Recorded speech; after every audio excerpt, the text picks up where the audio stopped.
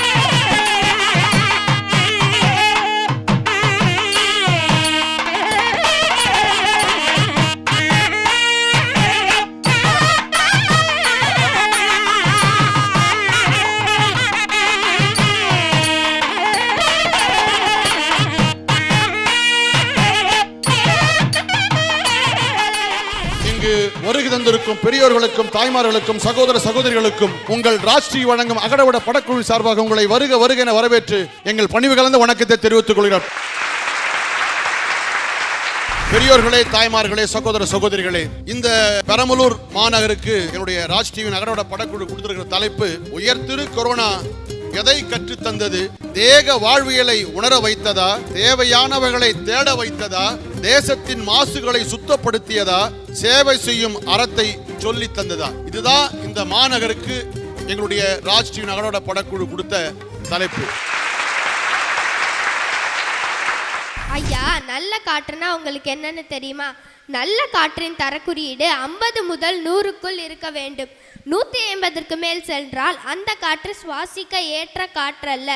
இந்த நிலை நிலவிய சூழ்நிலையில் நமது அரசு மார்ச் 23ஆம் தேதி ஊரடங்கு முறையை நடைமுறைப்படுத்தியது.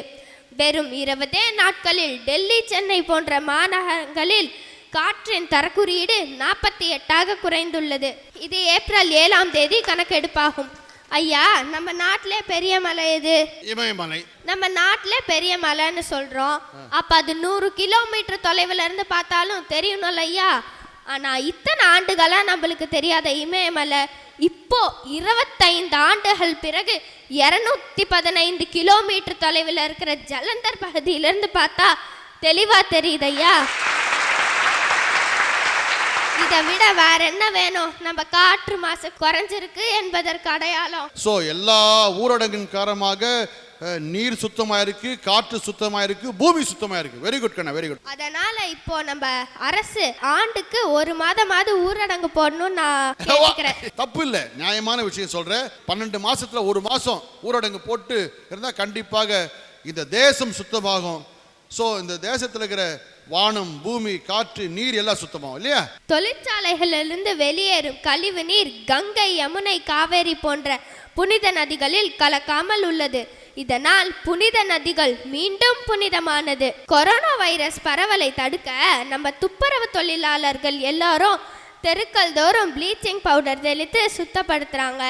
இதனால நம்ம துப்புரவு தொழிலாளர்களை தூய்மை பணியாளர்கள் என மரியாதையோடு அழைக்கிறோம். அரசு அலுவலகங்கள் 15 நாட்களுக்கு ஒரு முறை விடுமுறை அளித்து அலுவலகங்களும் மற்றும் அறைகளும் சுத்தப்படுத்தப்படுகிறது. சுத்தத்தை மறந்து வாழ்ந்த நமக்கு கொரோனா சுத்தத்தையும் தூய்மையும் கற்றுக் கொடுத்தது. எனக்கு பேச வாய்ப்பளித்த அனைத்து நல்ல உள்ளங்களுக்கும் நன்றி கூறி விடைபெறுகிறேன். Very good, very good, very good கண்ணா, very good, very good, very good. Corona இந்த காலகட்டத்தில் கிட்டத்தட்ட 7 மாத காலகட்டத்தில் மக்களை ஏன் உங்களுக்கே அந்த பாதிப்பு இருந்திருக்கும். அது பாதிப்பா அல்லது இந்த உங்களுக்கு ஏற்படுத்திய மிகப்பெரிய ஒரு அனுபவமான்றதை இந்த மக்களுக்கு சொல்லுங்க ப்ளீஸ். உயர்திரு கொரோனா. நான் மார்ச் 1ஆம் தேதி 34 மாநிலங்களில் ரத்த தான பிரச்சாரத்துக்காக நான் இந்தியா முழுக்க போறேன். ஆமா தெரியும், சொல்லுங்க. என்னுடைய சோதனை காலத்தை பாருங்க. நான் கிளம்பியது மார்ச் 1. கொரோனா சீனாவிலிருந்து இங்கே வரும்னு எனக்கு தெரியாது. நான் கிட்டத்தட்ட பார்த்தீங்கன்னா 6 நாட்கள் நான் பட்டினி கிடந்திருக்கேன் வட மாநிலங்களில். ஒரு கடைசியா ஒரு இஸ்லாமிய வீட்டு முன்னாடி, அது இஸ்லாமியர் வீடுன்னு நமக்கு தெரியாது, மயக்க நிலையில வரும்போது அந்த அம்மா அழைச்சிட்டு போய் உட்கார வச்சு சாப்பாடு கொடுத்துச்சு. இந்த கடையில் இருந்த ஒரு மூடை தேங்காயை வாங்கிட்டு வந்தேன் அடுத்து சாப்பிட்றதுக்கு, உடைச்சி தக்காளி பழம். கொரோனா நிறைய பாடங்களை நிறைய பேருக்கு கற்றுக் கொடுத்திருக்கு. வேடிக்கையாக சொல்வதென்றால் நிறைய சொல்லலாம். ஆனால் பசின்னா என்ன, பட்டினின்னா என்ன? முன்னாடி கூட ஈகை செய்யக்கூடியவன், ஒருத்தருக்கு இறங்கக்கூடியவன், யாசகம் கொடுக்கக்கூடியவன், கை இருக்கா, அவர் ஊனமா இருக்காரா, கால் இருக்கா, கண்கள் பார்வை இல்லாம இருக்காரா, அவருக்கு தான் நான் கொடுப்பேம்மா. அவனுக்குன்னு ஒரு கோடு, ஒரு நியதி வச்சிருந்தான். இந்த கொரோனாவுக்கு அப்புறம் பாத்தீங்கன்னா அது என்ன, யாரும் எல்லாருக்கும் தான் எல்லாமே இல்லையே, ஒருத்தருக்கும் ஒன்றும் இல்லை. 26 லட்சம் செலவழிச்சவனும் சமாதி ஆயிட்டான். ஒரு மிகப்பெரிய பணக்காரர், அரசியல் சக்தி, இவர்களெல்லாம் கொண்டு இன்றைக்கு பணமாகறாங்க. மனைவிக்கே தெரியாம சமம் ஜேசிபி வச்சு மூடுறாங்க. அதனால நிறைய விஷயங்களை நம்ம இதில் கற்றுருக்கோம். இப்போ அந்த மாதிரி குழந்தைகள்லாம் எனக்கு ஒரு பெரிய பூஸ்டாக இருக்குது. இன்றைக்கெல்லாம் அந்த குழந்தைய பார்த்ததே ஒரு பெரிய பாக்கியமாக இருக்குது. எவ்வளோ பெரிய ஒரு ஆழ்ந்த சிந்தனை, யாரோ சொல்லி கொடுத்தெல்லாம் அந்த ப்ரெசன்டேஷன் அப்படி வராது. நீங்கள் வார்த்தை சித்தருக்கு அப்புறம் பிறந்த அர்த்த சித்தர். இது மாதிரி தலைப்பு யார் சார் வைக்க முடியும்? யார் வைக்க முடியும்? யாருமே வைக்க முடியும். நன்றி சார், ரொம்ப நன்றி, ரொம்ப நன்றி. நெகட்டிவா பாசிட்டிவ் ஆகுறீங்க. ரொம்ப நன்றி சார். தட்டி கொடுக்குறது இருந்தால் தான் எங்களை மாதிரி கலைஞர்களுக்கு பெரிய ஒரு இது கிடைக்காது, கிடைக்கிறதில்ல. எனக்கு நான் என்னதான் கொடுத்தா கூட யாரும் அதை எப்படி கேர்லெஸ்ஸாக போடுவாங்க. என்ன தட்டி கொடுத்து ரொம்ப சந்தோஷம் சார், ரொம்ப சந்தோஷம். அந்த காலத்தில் டெனிசன்கிற ஒரு அறிஞர் சொல்லியிருக்கார், to strive, to seek, to find, not to yield. Not to yield, அறுவடை என்ன, லாபம் என்னன்னு சொல்லி எந்த ஒரு திசைதோறும் போ, தேடு, உழை. டு சீக், டு ஃபைண்ட், பாரு. வருமானத்தை மட்டுமே பார்க்காதங்கிற ஒரு மிகப்பெரிய விஷயத்தை இன்றைக்கு இந்த கொரோனா நிறைய தொழிலதிபர்களுக்கு முதற்கொண்டு கற்றுக் கொடுத்துருக்கு. வளர்ப்பாலையும் பிறப்பாலையும் நிறைய பேர் பெருந்தன்மையோடு வாழ்வாங்க. இன்னைக்கு நாங்கள் ஐயா சொன்ன மாதிரி ஒரு 75 குழந்தைகள். இந்த குழந்தைகளுக்கு படிப்பு கிடையாது. ஒரு குழந்தை சொல்லுது, நான் வீட்டில் மொபைல் வச்சிருக்கேன்னு சொல்லி. நான் 75 குழந்தைக்கு சாப்பாட்டுக்கு ஓடுவேன்னா மொபைல் வாங்கி கொடுக்க முடியுமா? ஆண்ட்ராய்டு மொபைல் அந்த அப்பா அம்மா இல்லாத குழந்தைகளுக்கு கிடைக்குமா? இந்த குழந்தைகள் பார்த்தீங்கன்னா இந்த 8 மாத காலமும் பெரிய குழந்தைகள் என்ன பண்ணியிருக்காங்கன்னா 35,000 மாஸ்க் தச்சிருக்காங்க. இது விற்பனைக்கல்ல, விற்பனைக்கல்ல. யாருக்கு தெரியுமா? பள்ளிக்கூடம் எப்போ திறக்கும் சார்? எங்க ஸ்கூல்ல இருக்கக்கூடிய, என் கிளாஸ்ல இருக்கக்கூடிய அந்த ஆயிரக்கணக்கான குழந்தைகளுக்கு நான் தைக்கிறேன்னு சொல்லி தச்சிருக்காங்க. நல்லது கெட்டது கலந்தவர் தான் நம்ம. ஆனா இந்த மாதிரி ஒரு சூழ்நிலையில யாருக்கு எப்படி உதவலாம் சொல்லி ஒவ்வொருத்தரும் அவங்களால முடிந்தவரை பல விஷயங்களை அவங்க சிந்தித்து இன்றைக்கு சோதித்து பார்த்திருக்காங்க. வெத்திலை சித்தர்னு ஒரு தொலைக்காட்சியில அவன் அடுத்த ஒரு வியாதி வருதுங்கிறான். நம்ம எதை பற்றியும் கவலைப்பட வேண்டியதில்லை. ஏகோபித்த சிந்தனை, லாங் ஸ்டாண்டிங் விஷன், மனிதாபிமானம். அதாவது எப்ப இறக்க போறோம்ங்கிறது யாருக்கும் தெரியாது, அடுத்தவர் மனசுல என்ன இருக்குங்கிறது யாருக்கும் தெரியாது. எண்ணங்கள் யாருக்குமே தெரிவதில்லை, மரணமும் யாருக்கும் தெரிவதில்லை. சந்தோஷமா வாழ்வோம். அதாவது பயம்ங்கிறது வேற, ஜாக்கிரதையா இருக்கிறதுங்கிறது வேற. இந்த கொரோனா மாதிரியான சூழ்நிலையில ஜாக்கிரதையா இருப்போம், பயம் தேவையில்லை. அழகாக வாழ்வோம், மனசை அழகா வச்சுக்கிடுவோம், நல்ல சிந்தனையோடு இருப்போம்.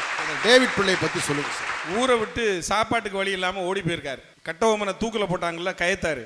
அது பக்கத்தில் ஒரு சின்ன ஒரு கிராமம். ட்ரெயினில் போகும்போது பணம் இல்லை, வித்தவுட்னு சொல்லுவோம்ல, அதில் தான் போயிருக்காரு மும்பைக்கு.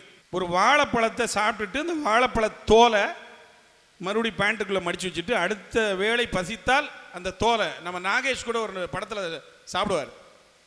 அது மாதிரி ஒரு வறுமையில் போனவர் இன்றைக்கு தவோ மருத்துவ பல்கலைக்கழகம் அப்படிங்கிற ஒரு பல்கலைக்கழகத்தினுடைய வேந்தராக இருக்கார் பிலிப்பைன்ஸ். வீட்டில் தோற்று போனோம்னு சொல்லி தன்னுடைய உயிரை மாய்த்து கொண்ட அந்த அனிதாங்கிற அந்த குழந்தை, அவருடைய சகோதரிக்கு நான் படிக்க வைக்கிறேன், வருஷம் இது மாதிரி குழந்தைகளை படிக்க வைக்கிறேன். ஏன்னா நீட் இன்னும் போறது இல்லை, எத்தனை உயிர்களை காவு வாங்க போறதுன்னு தெரியல. டாக்டர் டேவிட் கே பிள்ளை அவர்கள் பார்த்தீங்கன்னா, நாங்கள் பிலிப்பைன்ஸில் நானும் பாஸ்கர் ராஜ் சாரும் போய் ஒரு பெரிய ரத்த தான முகாம் நடத்தினோம். ஒரு 1500 பேர் ரத்தம் கொடுத்தாங்க. அந்த ஊருடைய பிரசிடென்ட்ல இருந்து அவ்வளோ பேர் வந்திருந்தாங்க. டாக்டர் டேவிட் கே பிள்ளை நடத்தினார். அந்த ஒரு மனிதர் இன்றைக்கு ஐயா கிட்டையும் திரு தர்மராஜ் அவர்கள்ட்டையும் சொல்லியிருக்கிற விஷயம், ஓசை இல்லாமல் சென்ன அந்த மேடைக்கு அவர் வரவே இல்லை. எண்ணம் தான், ட்ரீம், அதுதான் உழைக்கணும். நாம் உழைத்து கொண்டே இருக்கணும், உதவி கொண்டே இருக்கணும். எது வந்தாலும் ஒரு கை பார்ப்போம். தேங்க்யூ. நன்றி நன்றி நன்றி நன்றி சார். ஐயா, என்னுடைய தலைப்பு உயர்திரு கொரோனா தேக வாழ்விலை உணர வைத்தது அப்படின்னு நான் எனக்கு பேச போறேன் ஐயா. நம்மளுடைய முன்னோர்கள் அன்னைக்கு 7000 ஆண்டுகளுக்கு முன்னாடி ஒரு சித்தன் இருக்காரு. அவர் 3000 ஆண்டுகள் வாழ்ந்திருக்காரு, 3000 பாடல்களை எழுதியிருக்காரு. அப்படின்னா அவருக்கு உடம்பை பற்றி நல்லா தெரிஞ்சிருக்கும் தானே.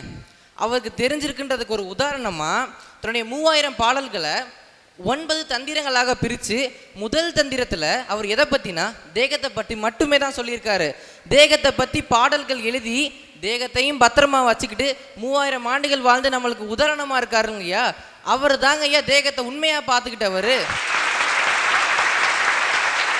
அதே போல் அவருடைய 9 தந்திரங்களில் முதல் தந்திரம் மூத்த தந்திரத்தில் சில வரிகள் சொல்லியிருப்பார். அந்த வரிகளை நம்ம கண்டிப்பாக புரிஞ்சுக்கணும். அது என்ன வரிகள்னா, உடம்பார் அழியின் உயிரார் அழிவர், உடம்படு மெய்ஞானம் சேரவும் மாட்டார், உயிரை வளர்க்கும் உபாயம் இருந்தே உடம்பை வளர்த்தேன் உயிர் வளர்த்தேனே அப்படின்னு அவர் சொல்லியிருப்பார் ஐயா. இதுக்கான அர்த்தம் நம்மளுடைய உடம்பு அழிஞ்சிடுச்சுன்னா உயிரை அழிஞ்சிருன்றது. இன்னைக்கு அந்த கொரோனா வந்து நம்மளுடைய உடம்பை தாக்குச்சுன்னா உயிரை அழிஞ்சிருந்தானுங்க ஐயா. ஐயா, இப்போ தேக வாழ்வில்லாம் என்னன்னா நல்ல உணவு, சரியான உடற்பயிற்சி, அதே மாதிரி ஆழ்ந்த உறக்கம், நல்ல பழக்க வழக்கங்கள், இவ்வளோ தாங்க ஐயா தேக வாழ்வியல்லாம். நம்ம இதெல்லாம் மறந்துட்டோம். இப்போ விஜய் வந்து அவருடைய படத்தில் ஒரு டைலாக் சொல்லுவார், தோக்குறவன் ஜெயிப்பான் ஜெயிக்கிறவன் தோப்பான் அப்படின்னு. இன்னைக்கு யாரும் ஜெயிக்கவும் இல்லை தோக்கவும் இல்லை. ஆனால் என்ன நடந்திருக்குன்னா, நம்மளுடைய முன்னோர்கள் வந்து அன்னைக்கு என்ன பண்ணாங்கன்னா அம்மியில் அரைச்சி சாப்பிட்டாங்க, உடம்பு நல்லா இருக்குன்றதுக்காக சாப்பிட்டாங்க. ஆனால் நம்ம அதெல்லாம் மறந்துட்டு வந்து சாப்பாடு வயிற்றுக்குன்னு சாப்பிட்டு ஃபாஸ்ட்டு ஃபுட்டு, அதாவது பீஸா, பர்கர், நூடுல்ஸ், பாஸ்தா அப்படின்னு நம்ம மாறிட்டு போயிட்டோம். ஆனால் இந்த கொரோனா வந்து திரும்பி அதே எடுத்து கூட்டி போயிருக்கலையா, நம்மளுடைய உடம்பை பற்றி உணர வச்சிருக்கு தானே கொரோனா. நம்மளுடைய சென்னைக்காக ஆடுற அணி சென்னை சூப்பர் கிங்ஸ், அந்த அணியில் 11 சப்போர்ட்டிங் ஸ்டாஃப்ஸ், அப்புறம் 2 பிளேயர்ஸ் தீபக் ஜகர், ருத்ராஜ் கெய்க்வாடுக்கு கொரோனா வந்தது. அவங்க ஒரு விளையாட்டு வீரனோட உடம்பை பற்றி நல்லாவே தெரியும் எவ்வளோ ஸ்ட்ராங்காக இருக்கும் அப்படின்னு. அதனால் அவங்கள விட்டு கொரோனா ஓடிடுச்சு. இவங்க எல்லாத்தோடைய தேகம் நல்லா இருந்தது, அவங்களுடைய உணவு பழக்க வழக்கங்களில் கட்டுப்பாடு இருந்தது. அதனால் கொரோனா அவங்கள்ட்ட பயந்து ஓடிச்சுங்கய்யா. இன்னொரு விஷயம், முக்கியமான விஷயங்கய்யா, கொரோனா அப்படின்ற பேரை கேட்டாலே நம்ம பயந்து ஓடணும். 6 மாதம் முன்னாடி கொரோனா இருந்தால் கூட நாங்கள் கபசுர குடிநீர், இஞ்சி தண்ணி, எலுமிச்சை தண்ணி இப்படியெல்லாம் வந்து நாங்கள் குடித்து எங்களுடைய உடம்பை பத்திரமா பார்த்துப்போம் ஐயா. நான் வந்து இங்கே இருக்கேன் ஐயா, என்னுடைய பெற்றோர்கள் வந்து புதுக்கோட்டையில் இருக்காங்க. அவங்கள்ட்ட நான் ஃபோன் பேசும்போது இது சொல்கிறதா 8 மாதத்துக்கு முன்னாடி நடந்த கதை. அம்மா நல்லா இருக்கீங்களாம்மா, சாப்பிட்டீங்களா இப்படின்னு என் பாசத்தால் நான் கேட்பேன். ஆனால் இந்த கொரோனா வந்து இந்த 8 மாத காலமாக பாசத்தோடு சேர்ந்து எனக்கு ஒரு பயம் வந்திருக்குங்க ஐயா. அவங்க நல்லா இருக்கணும், உங்களுடைய உடம்பு நல்லா இருக்கணும் அப்படின்ற பயம் வந்திருக்கு ஐயா. இன்றைக்கெலாம் நான் ஃபோன் பண்ணால் நான் பேசுவேன், பக்கத்தில் இருக்கவங்களாம் பார்த்தா அப்படியே ஒரு மாதிரி வியந்து பார்ப்பாங்க. ஏன்னா நான் அப்படி பாசத்தோடு பேசுவேன், அதே நேரத்தில் பயத்தோடு பேசுவேன். என்னென்னா, அம்மா நல்லா இருக்கீங்களாம்மா, சாப்பிட்டீங்களா, இஞ்சி எலுமிச்சம் சாறு குடிங்க, கபசுர குடிநீர் விக்கி தான் குடிங்க, அதே மாதிரி வெளியெல்லாம் போகாதீங்க, மாஸ்க் போட்டுங்க, இப்படி நான் அவங்க உடம்பு மேலே அக்கறை காட்டி பேசுகிறேன் ஐயா. இந்த கொரோனா அப்போ வந்து தேகம் முக்கியம் அப்படின்றத உணர வச்சிருக்கு தானே ஐயா. அறுசுவை உணவு, அறுசுவை ரெஸ்டாரண்ட் அப்படின்னு போட்டிருக்கோம். அதெல்லாம் நம்ம பார்த்து ஏமாந்துடக்கூடாது. இந்த அறுசுவை உணவு நம்மளுடைய முன்னோர்கள் அன்னைக்கு பயன்படுத்தினாங்க. சாம்பார், ரசம், கூட்டு, பொரியல், வடை, அப்பளம் இதெல்லாம் வச்சு ஃபுல் கட்டுவாங்க ஐயா வயிற்றுக்கு. நம்மளாம் நினச்சோம் அவன் வயிற்றுக்கு தான் சாப்பிட்றான்னு. ஆனால் நம்ம நினச்சதெல்லாம் தப்புடா, நான் உடம்புக்கு சாப்பிட்றேன்னு அவன் சொன்னான். என்னென்னா, நம்மளுடைய இந்த அறுசுவை இருக்குது பார்த்தீங்களா, அதில் ரசம் அப்படின்றது இருக்கும். நம்ம இன்றைக்கி ரசத்தை சும்மா கொஞ்சோண்டு சாப்பிடுவோம். ஆனால் ரசம் அப்படின்றதுக்கு பார்த்தீங்களா, அந்த ரசம் எவ்வளோ முக்கியம், அதில் இருக்க மிளகு சீரகம் முக்கியம் அப்படின்றதுக்காக சைனாவில் ஒரு கப்பு ரசம் 200 ரூபாய்க்கு விற்கிறான். ஒரு பாக்கெட் ரசப்பொடி 2000 ரூபா விற்கிது ஐயா. நம்ம ஊரில் நம்ம தினமும் சாப்பிட்றோம், அதை நம்ம ஏன் அதை மறந்துட்டோம். அதனால தான் வந்து கொரோனா வந்து நம்மளுடைய தேகத்தை பற்றி உணர வச்சிருக்கு. அறுசுவையில் இனிப்பு சுவைக்கு நம்மளுடைய தசைகளை வலுப்படுத்துகிற ஒரு சக்தி இருக்குது. அதே மாதிரி அந்த துவர்ப்பு சுவைக்கு நம்மளுடைய ரத்தத்தை சுத்தப்படுத்துகிற ஒரு சக்தி இருக்குது. அதே மாதிரி காரம் நம்மளுடைய எலும்பை வலுப்படுத்தும். நம்ம வேணானே சொல்கிற வேப்பலை, கசப்பு அது இருக்குது பார்த்தீங்களா, நம்மளுடைய நரம்புகளை சுத்தப்படுத்தும் ஐயா. இப்படி ஒவ்வொரு சுவையும் அன்னைக்கு அவன் வாய்க்காக சாப்பிடல, அவன் வயிற்றுக்காக சாப்பிடல, அவனுடைய உடம்புக்காக அவன் சாப்பிட்டான் ஐயா. இன்னைக்கு நம்ம அதை சாப்பிட்றோம், நம்ம வீட்டில் நம்ம சமைச்சு சாப்பிட்றோம் அறுசுவையா. ஏன்னா கொரோனா வந்துடக்கூடாது, வந்தாலும் சீக்கிரம் போயிடணும் அப்படின்னு நம்ம சாப்பிட்றோம் ஐயா. அதெல்லாம் ஐயா, ஒரு வீட்டில் ஹஸ்பண்டு ஒய்ஃபு பையன் எல்லாருமே ஒரு சைடு வேலைக்கு போயிடுவாங்க. சமைச்சா வீட்டில் சாப்பாடு, சமைக்காட்டி ஹோட்டல் திறந்தே இருக்க தெருவுக்கு தெரு அங்கே போய் சாப்பாடு. ஆனால் இன்னைக்கு வீட்டில் நிம்மதியாக உட்காந்து உடம்பு முக்கியம் அப்படின்னு நினச்சி சுவையில் சமைச்சு ஒவ்வொரு உறுப்புக்காகவும் சாப்பிட்டுட்டு இருக்கான் ஐயா. எனவே இந்த கொரோனா காலகட்டம் நம்மளுக்கு தேக வாழ்விலை தான் உணர வைத்தது என்று கூறி வாய்ப்பளித்த அனைவருக்கும் நன்றி கூறி விடைபெற்றுக் கொள்கிறேன். நன்றி. Very good, very good. Perambalur மண்ணில் சிறப்பு பெற்ற பெருமகனார்களுக்கு சிறப்பு செய்யும் நேரம் இது.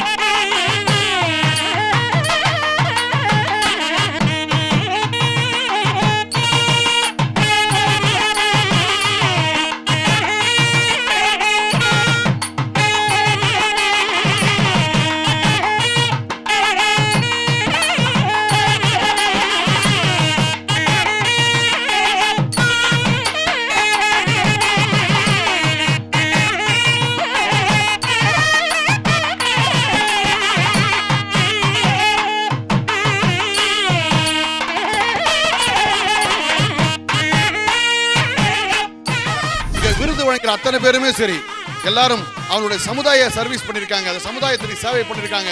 அந்த சேவைகளை நாங்கள் ஆய்வு செய்து இந்த பெருமக்களுக்கு நாங்கள் விருது வழங்கி இருக்கிறோம். அந்த பெருமக்களை கௌரவப்படுத்துகிறோம்.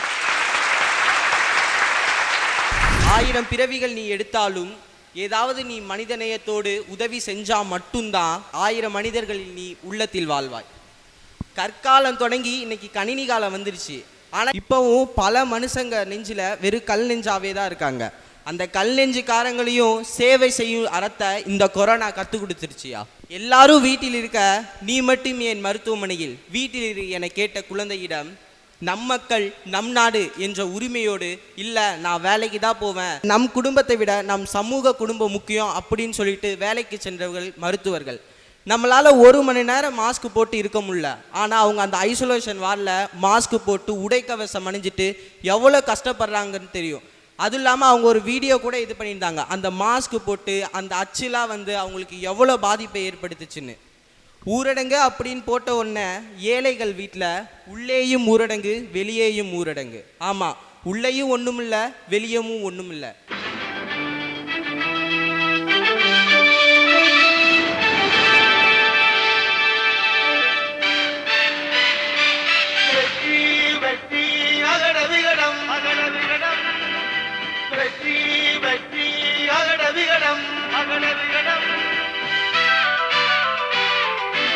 என்றும் சந்தோஷம்